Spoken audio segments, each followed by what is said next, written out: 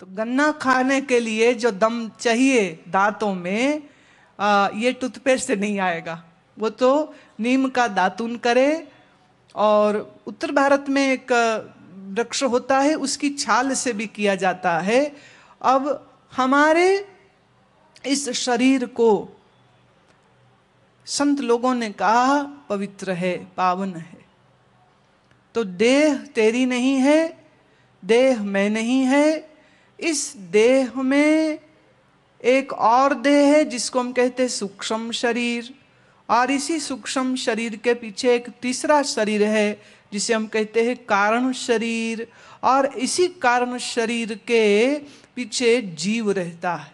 जीव, या जिसे हम कहेंगे द इंडिविजुअल सेल्फ। और आप अपने आप को जीव नहीं समझते, कारण शरीर क्या है बिल्कुल नहीं जानते, सूक्ष्म शरीर क्या है वह भी नहीं जानते, और जो जानते हो तो बस इस बाहरी भौतिक शरीर को जानते हो कि ये मैं हूं। और ये आपका शरीर उतना ही टेम्परेरी है, उतना ही अस्थाई है जितना कि संसार की हर वस्तु हो सकती। आप समझिए इस बात को कि संसार की हर वस्तु की एक सीमा है। जैसे मैं फिर वापस अपने विषय पर ला रही हूं तुमको, ये मेरे हाथ में एक छोटा तौलिया है, हैंड टॉवल है, एक नैपकिन है। नैपकिन इस कुर्सी से अलग है, कुर्सी इस मेज से अलग है, मेज इस चादर से अलग है, ये चादर पीछे लगी इस बैकड्रॉप से अलग है, बैकड्रॉप इस शमियाने की जो छत है इससे अलग है, छत इन लाइटों से अलग है, ये लाइटें नीचे बिछी कारपेट से अलग है। माने हर वस्तु दूसरी वस्तु से भिन्न है, दोनों एक दूसरे में मिल नहीं सकते। अब हमने हाथ में तौलिया पकड़ा है, लेकिन पकड़े हुए पर भी तौलिया अलग है, हाथ अलग है। जहां हम अपनी मुट्ठी ढीली करेंगे तो तौलिया छूट जाएगा, हम तौलिया छोड़ सकते हैं, गिरा सकते हैं। तो हाथ अलग और नैपकिन तौलिया अलग। वस्तुओं की आपस में भेद होता है। दूसरे, हर वस्तु की एक सीमा है, हर वस्तु की एक लिमिट। जैसे आप वहां बैठे हैं और यहां नहीं बैठे हैं, ठीक? हम यहां बैठे हैं और वहां नहीं बैठे हैं, तो एक समय पर एक शरीर एक ही जगह पर होता है। तो शरीर का दूसरे शरीरों से भी भेद है, और शरीर एक समय पर एक ही जगह होता है, और ये शरीर हमेशा नहीं रहता है। अगर मैं आपसे पूछूं कि आप कब पैदा हुए, अब चूंकि तुम इतने दूर बैठे हो तो तुम्हें सुन भी नहीं पाऊंगी मैं, और जब हम खेल खेलते हैं हम वो खेल भी नहीं पाएंगे। चलो हम यहीं एक खेल खेल लेते हैं। मान लीजिए किसी ने कहा कि उसका जन्म 15 दिसंबर 1970 को हुआ, तो उस लिहाज से आज उसकी उम्र कितनी हो गई? आता है ना गणित, कि कैलकुलेटर के बगैर आता नहीं। हाँ, इतना तो कर लोगे। अच्छा, तो 1970 से पहले वह मनुष्य क्या कहेंगे, था कि नहीं था?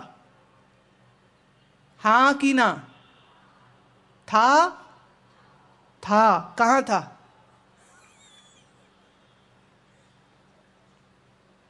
जब भी कोई 15 दिसंबर 1970 को पैदा हुआ तो उसका नियरेस्ट पास्ट हम ये कह सकते हैं कि इस जन्म तिथि से 9 महीने पहले वो मां के पेट में था। ठीक ठीक।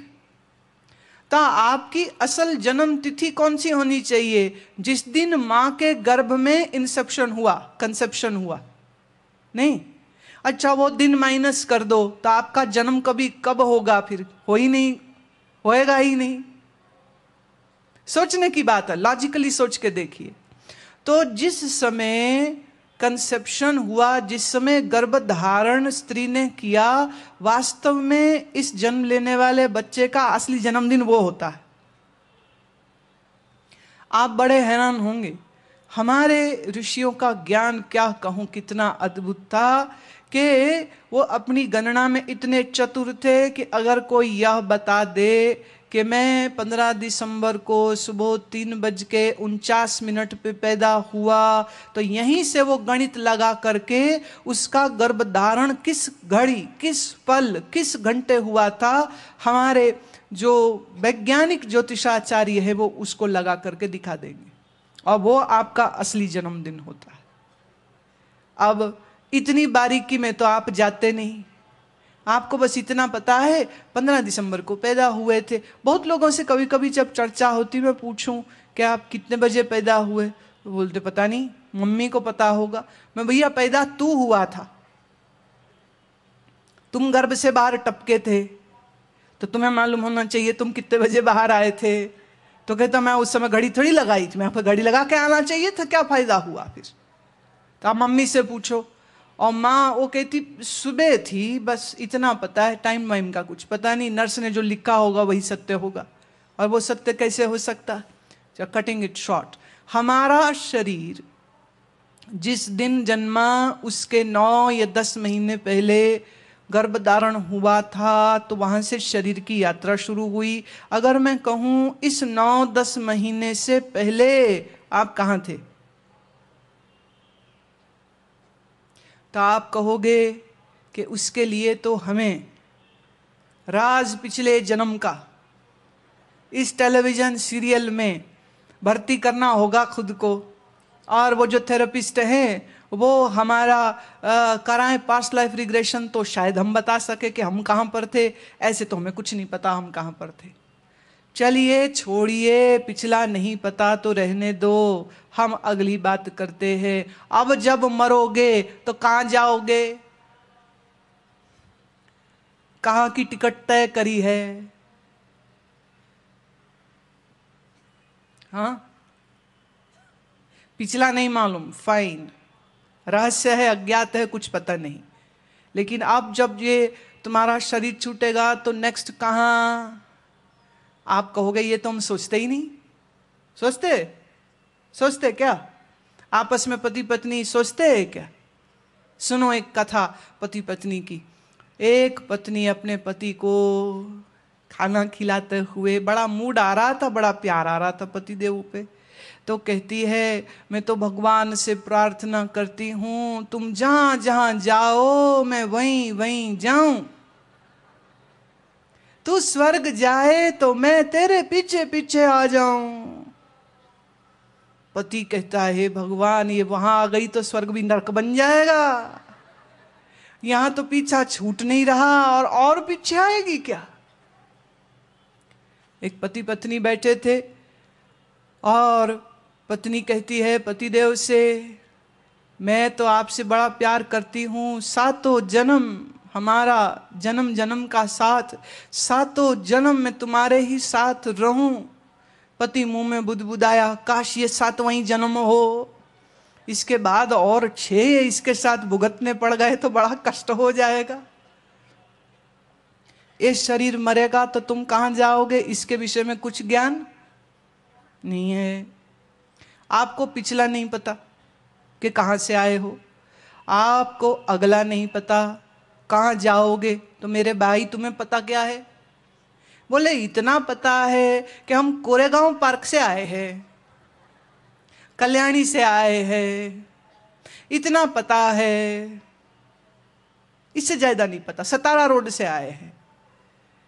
अच्छा जाएंगे कहां? बोले वहीं जाएंगे, और कहां जाएंगे। तो ये बात तो शरीर की हुई। देखिए शरीर हमारी एक टेम्परेरी पहचान है, यह हमारी परमानेंट आइडेंटिटी नहीं है। शरीर हमको उधार मिला है, प्रकृति ने दिया है और कुछ समय के लिए दिया। प्रश्न ये उठता है कि इस शरीर में रहते हुए क्या हम इस बात की खोज कर पाएंगे, इस बात की समझ कर पाएंगे कि हम वास्तव में कौन हैं, या हम इसी तरह अज्ञानी बुद्धि लिए लिए खाली विषयों का भोग करके, थोड़ा हंस के, थोड़ा गा के, थोड़ा खा के, थोड़ा पी के, थोड़ा सो के एक दिन मर जाएंगे? क्या करेंगे? देखिए, इस पृथ्वी पर भिन्न भिन्न योनियां हैं, पशु हैं, पक्षी हैं, सब की एक एक लिमिट है। जैसे कुत्ता कुत्ता पैदा होगा, कुत्ता ही मर जाएगा। लेकिन मानव पैदा होता है तो उसके बाद उसकी शिक्षा दीक्षा शुरू होती है, स्कूल है, कॉलेज है, यूनिवर्सिटी है, जहाँ से वो ज्ञान प्राप्त करता है। और ये भी संभव है कि ज्ञान प्राप्त करते करते करते वह महामानव हो जाए। अगर प्रज्ञा और बुद्धि का अंतर बोध हो गया, जागरण हो गया, आत्मज्ञान हो गया, तो तुम महामानव हो गए। और ये भी संभव है कि मानव देह मिलने के बाद आपका व्यवहार सिर्फ पशुओं जैसा ही रह जाए। माने भूख लगी खा लिया, प्यास लगी पी लिया, ठंड लगी स्वेटर पहन लिया, गर्मी लगी स्वेटर उतारा, पंखा चला लिया, नींद आई सो गए और मलमूत्र विसर्जित कर दिया, और थोड़ा सा मकान बना लिया और कुछ पैसे जुटा लिए। अगर आपका जीवन मात्र इतना ही सब कुछ कर रहा है तो थोड़ा विचार कीजिए, आपका यह जन्म सिर्फ इतना ही भर करने के लिए नहीं मिला।